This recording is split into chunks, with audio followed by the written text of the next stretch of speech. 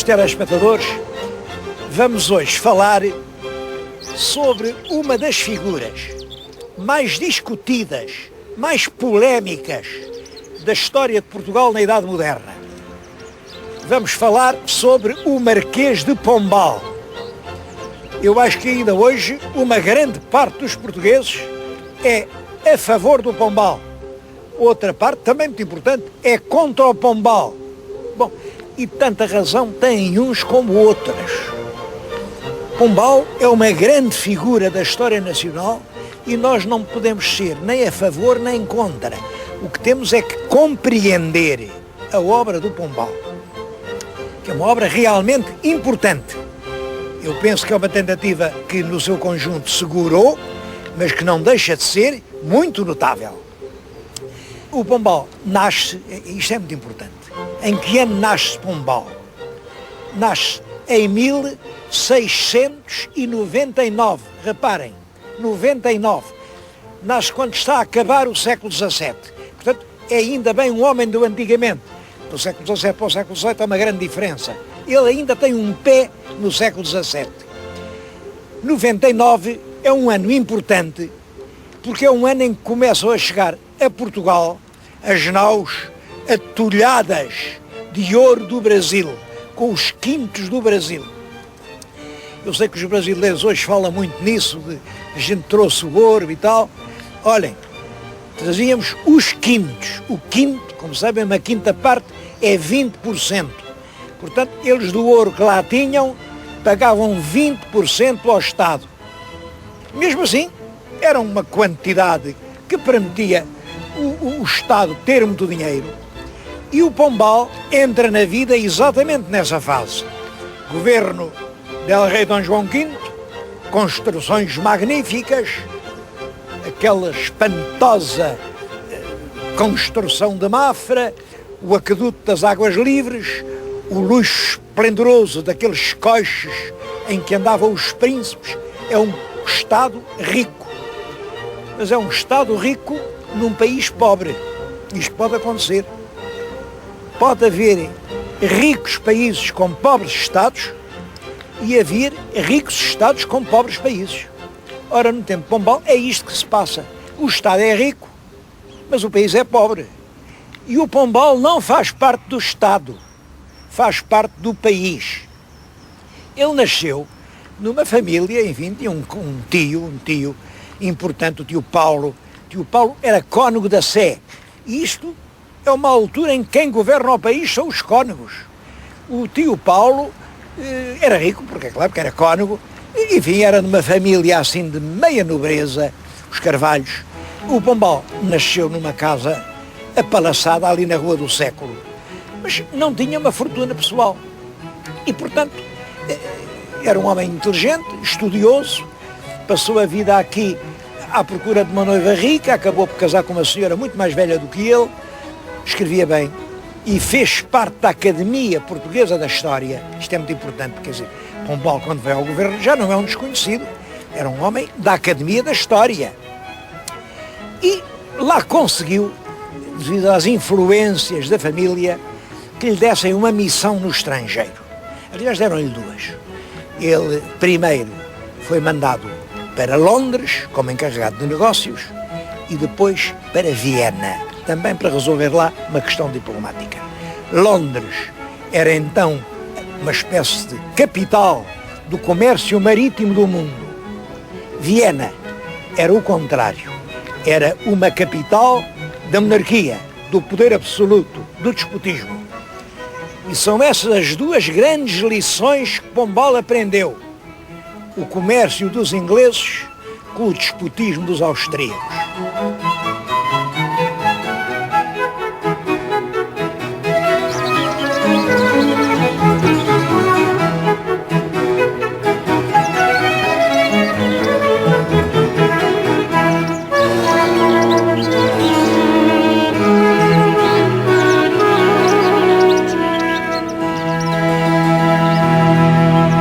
Sebastião José, o nome que lhe dava os fidalgos era só esse, o Sebastião José. O nome era completo, Sebastião José de Carvalho e Melo. Regressa a Portugal em 1749. Este ano também é importante. Ele volta de Viena, é um diplomata, enfim, cumpriu bem as suas missões, é um diplomata experiente e vem casado de Viena com uma senhora austríaca, uma condessa, portanto, uma mulher da mais alta nobreza austríaca, uma mulher que não era rica, a condessa de Daun, mas que era austríaca e falava, portanto, o alemão, o que era muito importante aqui em Portugal, porque na corte, realmente a rainha também falava o alemão. Ele volta em 49, não arranja logo uma colocação, mas em 1750, morre o velho rei Dom João V. O rei já não governava nada, coitado, o rei tinha uma saúde muito má, tinha um governo muito mau, o país andava um bocado, andava por si. Isto era um país sem rei nem roque, isto é que é a verdade. Bom, e quem sucede ao rei Dom João V é um filho, Dom José, que nós conhecemos muito mal o que fazia o Dom José, porque o Dom José fechava-se lá no palácio e tal, não aparecia, nunca ninguém o via, e precisava de ministros que governassem em nome dele. Sempre que muda o rei, muda o ministério, naturalmente, e ele é preciso arranjar um ministério novo, arranja novos ministros, e para os estrangeiros, nessa altura a pasta era estrangeiros e guerra, isto é muito engraçado. Reparem, hoje os estrangeiros, o Ministério dos Estrangeiros é o Ministério da Paz, e o Ministério da Guerra, é claro que é o Ministério da Guerra, portanto ninguém vai encarregar o Ministro da Guerra de fazer a política de paz com os outros países do mundo. Mas naquela altura não era assim. As relações com os estrangeiros geralmente era tudo em pé de guerra, tudo em pé de guerra. Isso é muito engraçado porque, olha, o Marquês de Pombal, quando Ministro dos Estrangeiros e da Guerra, manda fazer aqui o Salão Nobre, os azulejos que pôs à volta foi tudo guerra, tudo. Tipos a cortar cabeças, a matar, a deitar abaixo, é uma cena de uma violência espantosa, esses azulejos do Salão Nobre do Marquês de Pombal. Bom, nessa altura não era marquês, mas é chamado ao governo e claro, exerce as suas funções com competência. Era um homem trabalhador, era um homem realmente dedicado à sua função, mas até 55, durante esses primeiros 5 anos, desde 50 a 55, ele não deu muito nas vistas, era um ministro como os outros.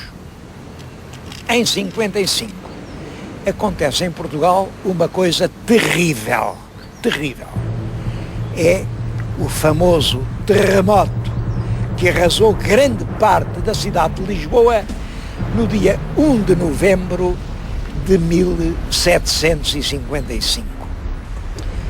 O dia 1 de novembro, como sabem, é o dia de Todos os Santos. Portanto, é um dia religioso, dia santo de guarda, em que é obrigatório ir à missa. As pessoas estavam, enfim, quase toda a população de Lisboa estava nos templos a ouvir missa, quando de repente a terra começou a tremer violentamente, muitos edifícios ruíram, muitos, sobretudo na zona da Baixa, aquela zona da Baixa e aquela encosta para o Chiado, tudo aquilo veio abaixo. No rio, uma onda enorme lambeu tudo aquilo e fez muitas vítimas.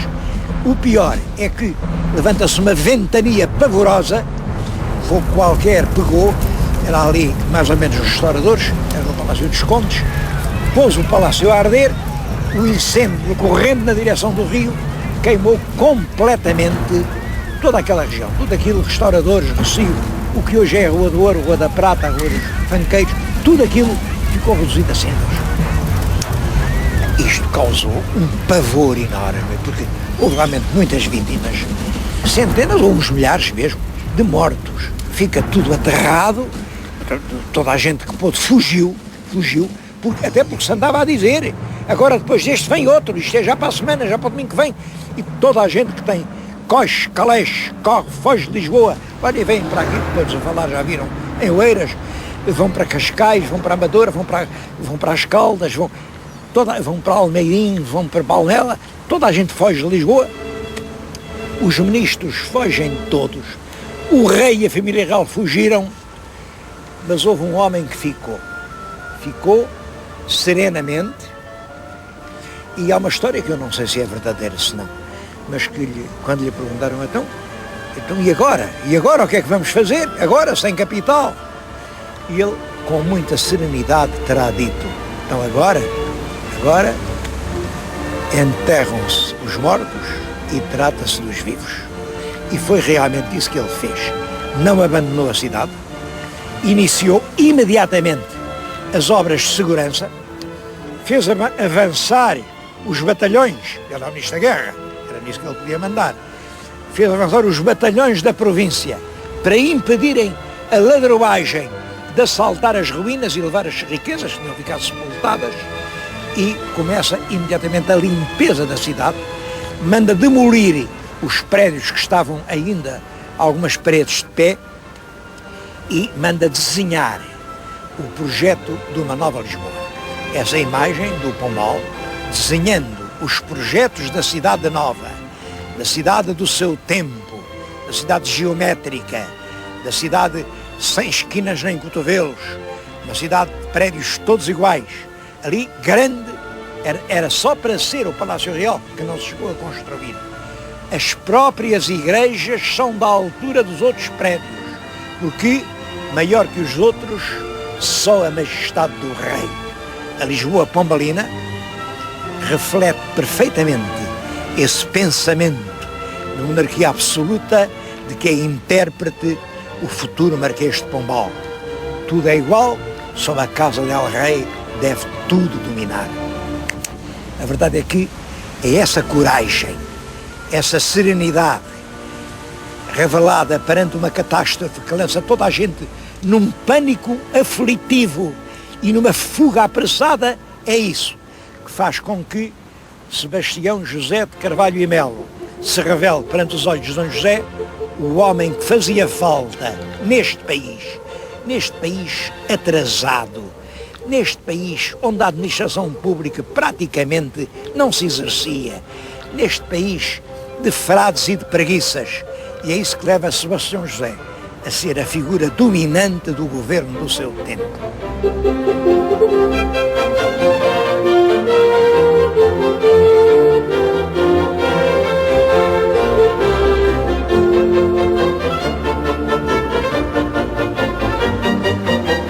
É claro que a firmeza deste homem dá-lhe um grande prestígio. E no dia 7 de junho de 1759, o rei faz do Sebastião José Conde de Oeiras.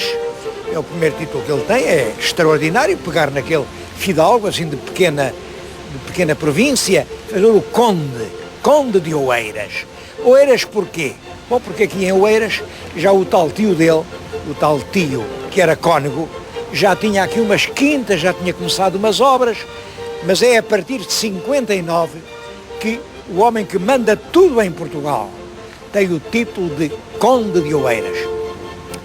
Eu falei em 7 de junho por esta razão curiosa. Ainda hoje, aqui no Concelho de Oeiras, o feriado municipal é no dia 7 de junho. Porquê? Porque é no dia 7 que Sebastião José é feito conde. Vejam a força da história. Esta simples nomeação, que hoje passaria despercebida, 7 de junho, ainda hoje, é o feriado municipal aqui no Concelho de Oeiras. Estou-lhes a falar junto de uma cascata. Isto tinha um jardim muito grande, muito bonito. Ele fez aqui umas cascatas artificiais. Mas esta cascata, que é notável, tem ali uma estátua de Neptuno, e à volta tem 4 figuras de poetas. Isso é importante, porque são os poetas pelos quais Pombal tinha maior admiração. Isso mostra-nos o que era a formação de Pombal. Tem além um Homero, que é um poeta lendário, como sabem, depois o Virgílio, o grande autor da Eneida, depois o Camões, o autor dos Lusíadas, e a estátua é de Machado de Castro. Isto é um tesouro, sabermos como Machado de Castro via o nosso Camões e depois o Taço. Estas 4 estátuas marcavam aqui a cascata dos poetas. É uma das últimas obras do Marquês de Pombal. Ela foi feita já nos anos 70, quando ele trouxe aqui o rei. O rei já estava muito doente, coitado, estava obeso, e dizia-se que as águas do Estoril faziam muito bem. Mas então como é que um homem ia de Lisboa até ao Estoril? Isso era impossível. Então quem é que aguentava essa caminhada? Portanto, para a Sua Majestade não ter que fazer um caminho tão grande de Lisboa ao Estoril, ficou aqui hospedado na casa do seu primeiro-ministro, e era daqui, a partir daqui, que ele ia a águas no Estoril. Bom, é nessa altura que se fazem muitas obras. Isto era à noite o rei divertia-se, estas cascatas brilhavam, tudo isto tinha luz. Bom, mas isto é para lhes falar na obra a que o Marquês mete mãos. O Marquês pretende, primeiro, dar força ao Estado. Um país em que o Estado não governa é como um navio que não tem leme. Vai para onde os ventos o levam. E ele quis pôr um leme a Portugal, um leme firme. Aqui, quem manda é o rei. É claro, o rei era o Dom José e, portanto, o Dom José não mandava nada, porque era um homem sem personalidade definida, adorava muito os prazeres, tinha muitas amigas, uma aqui, outra ali, outra acolá, comia muito bem. Quem mandava pelo rei era o Marquês, mas o Marquês nunca falou no seu poder, falou sempre na autoridade real, e quem representava a autoridade real era El Rei. É claro que para isso era preciso destruir os obstáculos que podiam limitar a autoridade do rei, e esses obstáculos, na opinião do Marquês de Pombal, e neste ponto eu acho que ele se enganou, esses obstáculos eram 3. Eram as 3 classes que ele tinha aprendido na escola: clero, nobreza e povo. Bom, para isso era preciso destruir o poder do clero, o poder da nobreza e o poder do povo. Quanto ao clero, ele resolveu isso com a expulsão dos jesuítas. Os jesuítas tinham um imenso poder, basta que lhes diga que eram eles quem confessava ao rei, quem confessava a rainha, quem confessava os irmãos do rei e da rainha, enfim, e quem tem a confissão e dá conselhos espirituais. Nessa altura o confessor era o conselheiro espiritual. Reparem que força isto lhes dava. Sabiam todos os segredos. Pombal expulsa-os brutalmente, expulsa-os todos. É claro que havia uma parte em que realmente a presença deles se opunha a um progresso do país. Eles realmente eram muito conservadores e, enfim, mantinham aqui o saber dogmático e teológico anterior à Revolução Cultural do século XVIII. E nesse sentido, claro que retirar-lhes o poder que eles tinham era útil. Era preciso isso para fazer progredir o país. Mas num outro sentido, eles tinham um monopólio, quer dizer, só eles é que tinham nas mãos o ensino secundário e tinham colégios enormes em todas as grandes cidades do país. E como ele os mandou a todos embora, sem distinguir entre uns e outros, o país ficou durante perto de 30 anos sem ensino secundário. É certo que ele arranjou aquela reforma dos mestres, enfim, que lá ensinam, mas eram meia dúzia, ele não arranjou pessoal, não conseguiu pessoal. Ele criou um colégio dos nobres aqui em Lisboa, para os nobres estudarem, mas esse colégio também teve grandes dificuldades e nunca conseguiu funcionar em cheio, e de facto o corte brutal, súbito, o ensino secundário dentro do país veio a criar um vácuo cultural que teve os efeitos mais negativos sob o ponto de vista do desenvolvimento global do país. Bom, mas enfim, acabou com os jesuítas e aí quem mandava no rei já não eram os padres da companhia, era ele. Ficavam os nobres. Ele, quanto aos nobres, resolve o problema com o famoso processo dos Távoras. O processo dos Távoras é uma coisa muito falada. Realmente parece que houve um atentado contra o Dom José. Alguém deu uns tiros no Dom José, quando o Dom José, assim, noite morta, quando a rainha já estava a dormir, saía do palácio para ir visitar uma amiga que tinha, que era a Marquesinha Nova de Távora, uma linda rapariga, e o rei à noite encontrava-se com ela. Alguém deu uns tiros na carruagem do rei e partiu um braço ao rei. Isso ainda hoje é profundamente misterioso.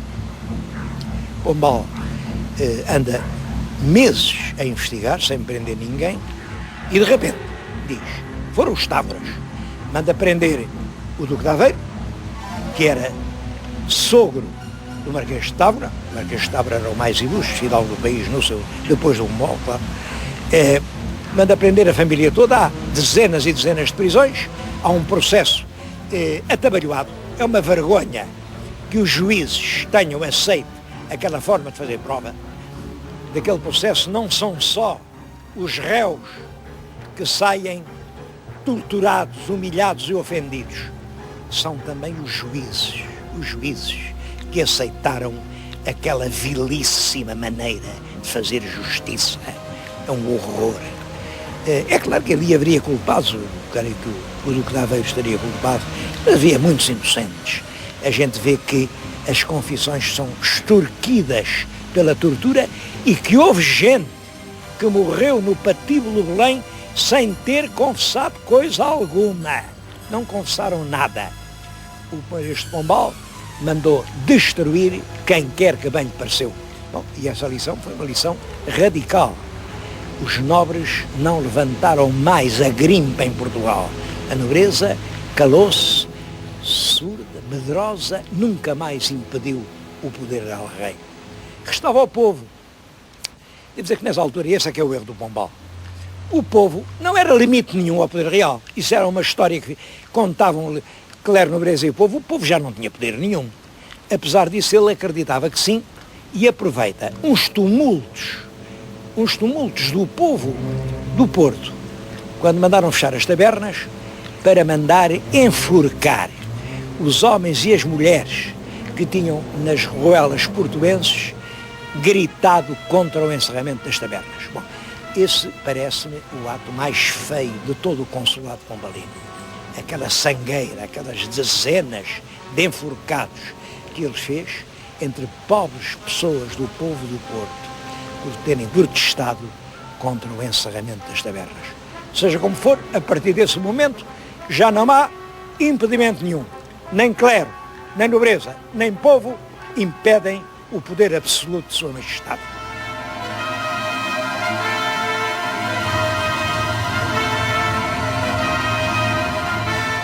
E é então que Sebastião José lança mãos à sua obra.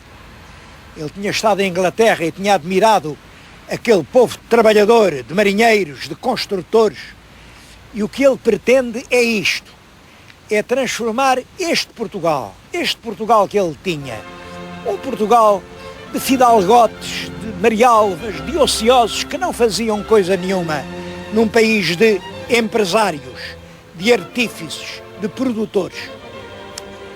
É isso que ele, com uma força extraordinária, tenta durante toda a década de 60. É claro que ele esteve no poder 27 anos, e 27 anos são pouco para uma obra tão grande.